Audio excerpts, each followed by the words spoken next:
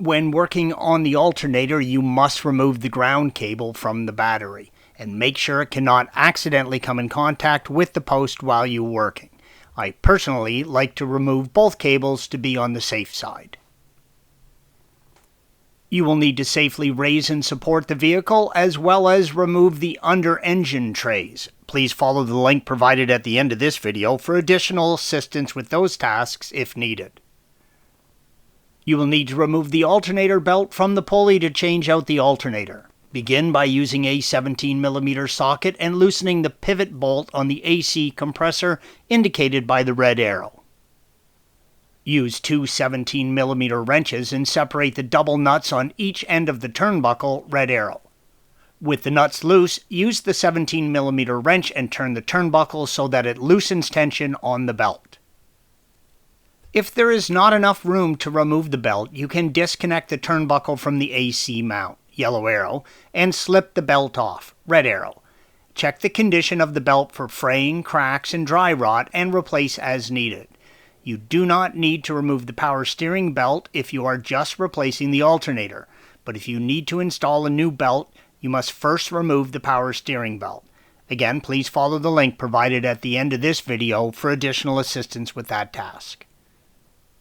There is a cooling tube from the front left of the vehicle to the rear of the alternator, red arrow. This tube is very important to the function and life of the alternator. Due to its proximity to the turbo, the alternator needs to have this source of cooling air. If your turbo is missing this tube or is damaged, you should replace it while performing this work. Use a flathead screwdriver and remove the hose clamp and tube from the air duct on the front, yellow arrow. There is a plastic air diverter on the rear of the alternator that channels the air to the alternator. While you can remove the diverter once the alternator is removed, I like to remove the 8mm nuts while the alternator is still mounted. The plastic tends to get brittle over the years and you run less risk of damaging it if you remove the hardware while the alternator is stationary. Reach up from below with an 8mm wrench and remove the nut and washer, red arrow. Next, you will need to remove the air box, the metering sensor, and the intercooler to intake pipe. Please see our articles and videos on these procedures by following the link provided at the end of this video. Remove the J-pipe or the air intake to turbocharger, red arrow. Use a turkey baster or fluid pump and drain enough fluid, green arrow, to below the level of the hose to crossover pipe and electrical coolant pump, yellow arrow. Again, please see the link if you need additional assistance. Disconnect the hose to the electrical coolant pump, yellow arrow. In this image, you can see just how tight the alternator is in the engine, red arrow. Remove the crossover pipe from the front of the vehicle, red arrow, and again, please follow the link if you need additional assistance. If you haven't already, use an 8mm wrench and remove the nut and washer on the rear of the air diverter, red arrow.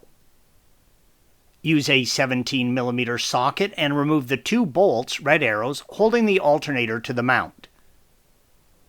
With everything removed, you can now easily and safely move the alternator out of position and remove the 8mm yellow arrow and 12mm red arrow nuts from the cables and remove the alternator from the car.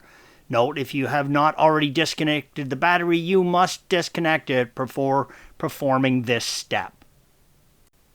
With everything out of the way, you can easily remove the air diverter and pipe and check for the condition of it.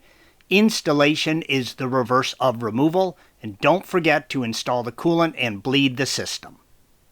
Thanks for watching. Be sure to subscribe to our channel and check out another video in this series.